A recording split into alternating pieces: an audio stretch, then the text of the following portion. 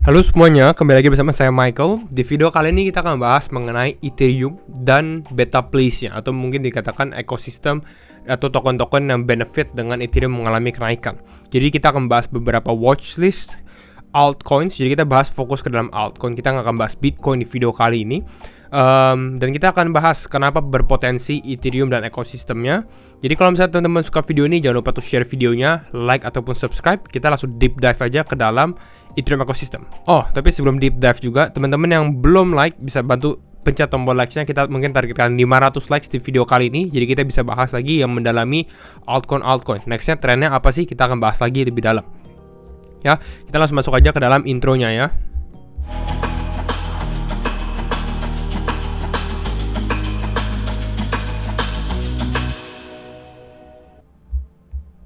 Ya, masuk ke dalam intronya, kita lihat Ethereum ini memang mengalami gain yang cukup besar ya dalam beberapa hari terakhir. Ya, kita bisa lihat dari sini chartnya. Jadi mana kita lihat di sini Ethereum technically dia mengalami kenaikan, breakout. Ya, kalau kita lihat di time frame daily atau weekly ini teman-teman bisa lihat ini mengalami breakout. Sebelumnya yang kita sempat bahas di beberapa video terakhir di sini. Nah, kita akan bahas sekarang mengenai Ethereum. Kenapa Ethereum ini mengalami hype? Yang pertama adalah BlackRock ETF sudah di-approve. Ya, dengan BlackRock ETF sudah di-approve, yang akan ditunggu-tunggu atau rumor besar berikutnya itu adalah Ethereum ETF. Ya, Ether ETF. Dan sempat di tanggal 12 Januari, BlackRock CEO Larry Fink, dia juga bisa dibahas, dia suportif mengenai ETF dari Ethereum. Gitu. Dan kita sempat bahas beberapa Ethereum trend di Twitter saya pribadi gitu. Kalau teman-teman belum follow X-nya, Twitter X account atau Twitter account, bisa follow ya, ada di deskripsi. Nah, BlackRock ini apa? BlackRock ini sebenarnya dia adalah investment management company dengan AUM paling besar, yaitu adalah 9,1 triliun. Ini base dari kuartal 3 2023. Jadi ini besar sekali gitu. Ini investment management atau investment company yang paling besar sedunia. Dan mereka positif terhadap Ethereum. Jadi saya ya tahu lah, kalau yang nomor satu aja udah bullish, ya berarti potensi di industri ini cukup besar, istilahnya seperti itu. Nah, kita ngomongin tentang ETF, saya sempat bahas di mungkin tweet yang sebelah sini. Ya ini, one interesting point. Ya, kalau dilihat BlackRock apply Ethereum spot ETF dengan final deadline Agustus 2024 gitu. Dan memang BlackRock punya ETF, approval rate-nya itu 99,8%. Jadi banyak ETF yang di-approve oleh BlackRock itu rata-rata di-approve oleh SEC. Nah, saya sempat bahas di tweet ini ya, It's Mike Wyan. Di sini saya bahas bahwa kemungkinan akan di-approve Agustus 2024. Ya, Agustus 2024. Tapi ada teori lain dan menurut saya cukup agree ya. Mungkin di sini saya agak miss juga, di mana kata dari Eric itu adalah Bloomberg ETF analyst. Dia bahas di sini. Dia bilang dia expect 70% chance of an Ethereum spot ETF being approved in May. Jadi 70% ETF spot ETF-nya Mei. Jadi lebih awal. Ya, saya expect-nya mungkin Agustus. Agustus kenapa? Alasan Agustus karena di sini teman-teman lihat ini adalah iShares Ethereum Trust ya, dengan yang company BlackRock sebagai issuer-nya. Dan kalau teman-teman lihat dari sini, SEC final deadline-nya itu di 7 Agustus. Nah, kenapa si Eric membahas bahwa approval-nya di Mei? Karena the SEC needs to make approval decisions on multiple Ethereum spot ETF. Jadi akan ada beberapa ETF lainnya ya yang di atasnya nih kalau teman-teman lihat dari sini. Ini teman-teman lihat dari VanEck, ARK21, Hashdex. Ini mereka punya final deadline itu di Mei 2024, 23 Mei, 24 Mei, seperti itu. Makanya dia membahas bahwa dari Eric 70%. Ya, alasannya apa? Alasannya menurut saya salah satunya adalah kalau misalnya SEC reject VanEck, ARK21 tapi approve BlackRock, itu akan menimbulkan pertanyaan, unfair dan lain-lain. Kenapa? Karena eventually kalau bakal di-approve, kenapa mereka nggak approve-nya dimajuin aja? Bukan dimajuin sih, tapi yang awal-awal nih yang deadline-nya di bulan Mei ini bisa di-approve duluan. Istilahnya seperti itu. Kenapa nggak dilakukan? Makanya kemungkinan di bulan Mei 2024 70% akan di-approve ETF dari Ethereum. Yaitu itu bullish nomor 1. Yang kedua, ya ini saya bahas dua main katalis saja. Yang pertama ETF. Yang kedua itu adalah EIP 4844 atau Dencun update. Nah, ini saya sempat bahas juga di tweet saya pribadi beberapa hari yang lalu Tapi intinya apa? Intinya kalau teman-teman yang simple. Yang simpelnya adalah EIP 4844 ini bakal menjadi game changer untuk layer 2. Ya, teman-teman tahu di mana Ethereum fees ya ini besar. Ya, ini teman-teman lihat gas cost untuk DEX swap di Ethereum ini 6,4 dolar. Ya biasa sebenarnya kadang bisa lebih lagi dari 6,4 dolar. Dengan EIP 4844 atau Dencun update, fee-nya akan berkurang. Ya, kalau di Ethereum mungkin nggak terlalu signifikan dari 6,3 ya ke 6,3 karena memang yang akan menjadi benefit itu adalah di layer 2-nya. Gitu. Ini teman-teman lihat dari Starknet, Optimism, Arbitrum, Polygon, Zcasing. Mereka punya fee ini bisa berkurangnya sangat signifikan. Contoh, Arbitrum dari 0,26 dolar akan menjadi 0,03. Basically ini udah kecil sekali. Gitu. Makanya ini kalau menurut saya ini sangat positif terhadap layer 2 dan kita bisa lihat outperformance dari layer 2 token Ethereum. Nah, Dencun update atau bisa dikatakan sebenarnya adalah proto Denk sharding. Ya, ini istilahnya. Di mana ERP 4844 ini akan bisa dikatakan mereka akan membuat blobs. Blobs itu adalah data units yang bisa dibilang di Ethereum blockchain tapi relatif lebih kecil ya secara size-nya. Dan ini bisa masuk ke dalam layer 2 sehingga cost-nya itu akan jadi lebih rendah. Istilahnya seperti itu secara teknikalnya. Nah, makanya ini benefit Ethereum layer 2. Nah, kalau kita bahas Ethereum layer 2 atau watchlist-nya, kalau teman-teman lihat, nah di sini ini saya sempat bahas di Januari 6 watchlist untuk Ethereum dan ekosistemnya. Ya, ini ada beberapa watchlistnya. Nah, di video kali ini kita akan bahas mungkin lebih dalam gitu ya. Masing-masing mungkin ya 1 minute kita akan bahas review karena banyak sekali yang harus di-review. Yang pertama adalah Arbitrum. Arbitrum ini saya cukup positif. Ini mungkin menjadi layer 2 favorit saya gitu ya pribadi dan memang sempat saya bahas juga di Twitter juga gitu ya. Jadi follow Twitter kalau teman-teman yang belum follow It's My Client. Di sini kita bilang deep dive untuk Arbitrum, saya sempat bahas juga dimana kalau kita ngomong secara statistiknya ya TVL Arbitrum itu paling besar dibandingkan dengan layer 2 lainnya. Kita mau bandingkan dengan Optimism atau Polygon atau Base, dia nomor 4 saat ini di seluruh market crypto dengan TVL di 2,4 miliar dolar seperti itu. Dan secara fee, tadi teman-teman bisa lihat juga secara fee mana ya. Nah, secara fee Arbitrum itu juga di bawah 0,03 dolar. Jadi positif. Dan ini menjadi main destination untuk para developer. Kalau misalnya mereka membuat di apps, banyak yang sudah integrasi ke dalam Arbitrum network. Next up juga ya. Ini masih Arbitrum, tapi ini teman-teman bisa lihat ini adalah top layer 2 chains by net profit dalam 24 jam terakhir. Ada Arbitrum dengan 73 ribu dolar. Jadi ini paling profitable lah. Lalu ada Zcasing, ada Optimism, ada Scroll, ada Base, ada Polygon, dan Zora. Sebenarnya Ethereum layer 2 itu besar, tapi saya bahasnya yang bisa dibilang favorit saya aja gitu ya, yang mungkin lebih besar secara market cap juga. Yang kedua adalah Optimism atau OP tokennya. Ini juga hampir sama seperti Arbitrum dengan Optimism rollups-nya dia. Ethereum skilled gitu ya, ini juga low cost, lebih cepat, dan lain-lain.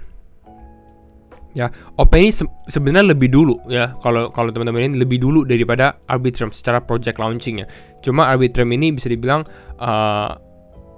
adopsinya mungkin hype-nya lebih ketara dan secara project atau tokennya pun sempat habis launching turun dulu dan sekarang baru naik down lagi seperti itu. Ini untuk Optimism. Still good, it's a good project juga dengan banyak ekosistemnya juga kalau teman-teman lihat dari sini. Ini ekosistem yang sudah integrate ke dalam Optimism Network. Next up juga yang mungkin menjadi potensi juga itu adalah Polygon Matic. Ini layer 2/sidechain juga. Dan Polygon Matic ini mereka bisa dikatakan banyak projectnya, nggak cuma satu. Kita lihat ada Polygon POS, ada Polygon ZK EVM yang dia baru buat gitu ya. Ada Polygon Maiden gitu ya, dan lain-lainnya. Dan Polygon ini kalau teman-teman tahu banyak corporate partnership atau enterprise partnership juga di Polygon. Ada Starbucks, ada banking, dan lain-lainnya. Jadi bisa refer. Dan kalau bisa total untuk layer 2 ini teman-teman bisa lihat nih. Nah, ini adalah layer 2. Ada Arbitrum, Optimism, Matis, Manta, Base. Saya nggak bisa bahas semuanya di dalam satu video. Tapi rata-rata memang ya cukup berpotensi lah layer 2 ini. Immutable X ini lebih fokus terhadap gaming, contohnya seperti itu. lalu ada looping, ada scroll, dan lain-lainnya. Nah, jadi ini untuk layer 2. Ya mungkin kita reverse sedikit ya, kita review sedikit mengenai teknikalnya. Nah, kita review teknikalnya. Arbitrum. Ini Arbitrum. Ini masuk ke dalam price discovery zone di mana dia break all time high-nya dia, lalu retest. Jadi ini cukup bullish. Ini saya juga sempat share di Twitter. Kalau teman-teman lihat juga, ini sudah masuk ke dalam buying zone saya. Untuk misalnya yang telat istilahnya pada saat dari retest, mungkin bisa beli di sini dan memang udah hit buying zone-nya. Kalau dia masuk ke price discovery itu bagus, artinya trennya itu udah naik, ya sudah naik, tapi masih bisa naik lebih tinggi lagi gitu, karena nggak ada resistance. Ini istilahnya udah price discovery, no resistance sebelumnya gitu. Ini makanya dikatakan ya ini waktunya dia mencari harga, makanya price harga discovery, mencari harga yang baru, istilahnya bakal bisa naik terus dengan target mungkin $3 pun masih cukup possible kalau menurut saya untuk Arbitrum. $3 ini secara mungkin short term gitu ya, bisa $4 atau $5. Salah satu kelemahan Arbitrum sebenarnya adalah token unlocks yang akan terjadi mungkin kalau nggak salah di bulan Maret yang cukup besar gitu. Jadi ya watch out kalau teman-teman yang udah miss, ya mungkin bisa nunggu sedikit. Optimism hampir sama. Optimism juga masuk ke dalam price discovery zone-nya di sini gitu ya. Coba kita lihat di time frame weekly ya. Apakah ini all time high? Ya, ini juga udah masuk price discovery zone-nya kalau untuk Optimism. Dan retest similar gitu ya, cukup mirip-mirip secara price action-nya untuk OP. Ya, tapi ini lagging. Kalau teman-teman lihat Arbitrum ini naiknya cukup lebih signifikan dibandingkan OP. Kalau teman-teman suka, siapa tahu OP ini naiknya nanti bisa hype lagi, ya mungkin masuknya ke dalam OP. Kembali lagi disclaimer on and do your own research juga ya teman-teman. Saya belum disclaimer soalnya.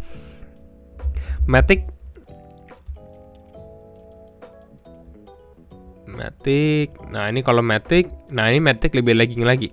Ya, dia belum breakout bisa dikatakan secara weekly-nya. Jadi kalau teman-teman mau lebih sabar lagi ya mungkin highlight di Matic gitu ya. Ini tinggal breakout aja lalu mulai bisa mengalami kenaikan. Mungkin target $1,4 cukup possible untuk Matic. Ini naik berapa nih?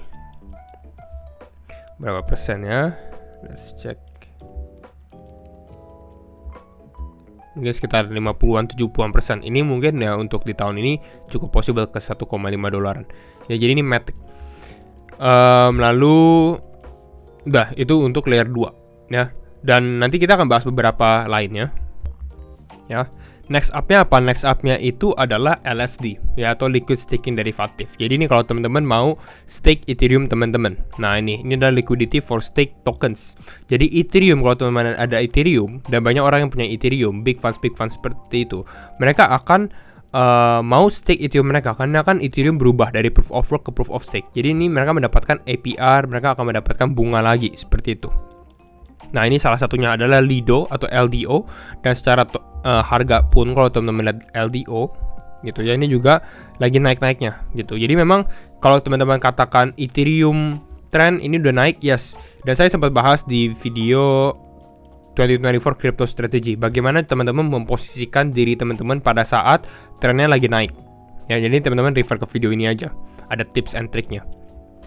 Gitu, ini untuk Lido. Nih kalau teman-teman mau stake Ethereum. Jadi stake Ethereum yang teman-teman akan dapatkan adalah one stake ETH atau ST Ethereum. Ya, one stake ETH. Nah, jadi ini untuk Lido, dan semua token-token yang saya bahas di video kali ini available di Binance. Jadi mungkin kalau teman-teman mau support channel ini juga dan belum ada akun Binance, bisa refer ke kolom deskripsi untuk mungkin download Binance gitu ya, ada di kolom deskripsi. Jadi it's good. Ini nomor 1 exchange dan memang refer untuk professional trader ataupun buat teman-teman yang baru belajar kripto. Saya rekomend. Dan kalau dengan referral link saya, fee-nya lebih murah gitu ya. Nah, next up, nah ini kripto yang sempat kita bahas menjadi topik, yaitu adalah Fracture. Ya, ini DeFi, LSD juga. Jadi teman-teman hampir sama seperti Lido ya, di mana Ethereum yang di stake di sini akan dijadikan Frax Ethereum. Gitu, tapi di sini dia membuat ekosistem khusus semuanya untuk DeFi. Ya, banyak sekali. Saya ada sempat bahas di Topics 2024 ya untuk Fracture sendiri. Secara harga Fracture lebih menarik kalau menurut saya, karena dia belum mengalami kenaikan yang cukup signifikan. Nah, ini teman-teman bisa lihat grafiknya Fracture. Ini baru aja dia breakout gitu ya. Lalu di sini dia retest. Jadi it's good mungkin untuk entry sebelum dia mulai launch up atau mulai mengalami kenaikan. Ini untuk Fracture. Nextnya juga kita sempat bahas Pendle. Pendle ini kripto yang relatif secara market cap lebih kecil. Ini adalah DeFi, RWA juga atau real world assets juga.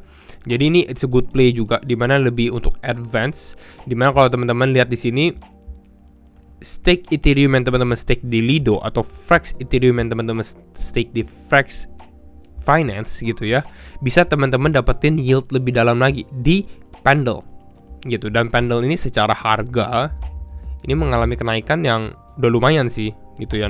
Not recommend to buy, tapi apakah dia bisa naik lagi? Saya rasa masih bisa. Ya, full disclaimer ya saya juga ada investment di beberapa kripto-kripto yang kita bahas di video kali ini gitu ya. Jadi bukan pump my bags, tapi memang disclaimer juga teman-teman.